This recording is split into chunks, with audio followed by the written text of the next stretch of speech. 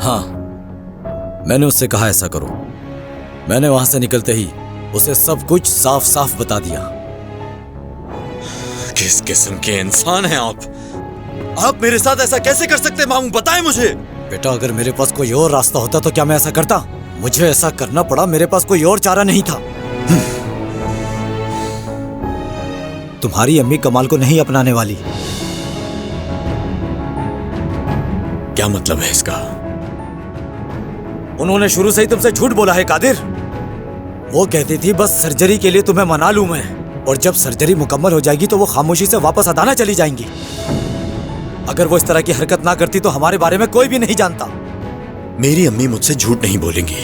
अगर आप ये सब अपनी जान बचाने के लिए कर रहे हैं तो मैं आपको छोड़ूंगा नहीं, याद रखिएगा आप। देखो, मैं तुमसे झूठ नहीं बोल रहा, सच कह रहा हूँ। अपना हाथ हटाओ, चलो हाथ हटाओ और पुरसुकून हो जाओ। मुझे क्या करना चाहिए था? हाँ, क्या उस कमाल को इस बात पर पर्दा डाले रहने देता और ये बात किसी को नहीं बताता? क्या करता मैं? और कोई चारा नहीं था। तुम ही बताओ कादिर, ये सब कुछ देखते हुए भी मैं खामोशी से बैठा रहता? नहीं, ऐसा नहीं है। मेरी अम्मी कभी मुझसे झूठ नहीं बोल सकती हैं। खुद ही पूछ लो जाकर।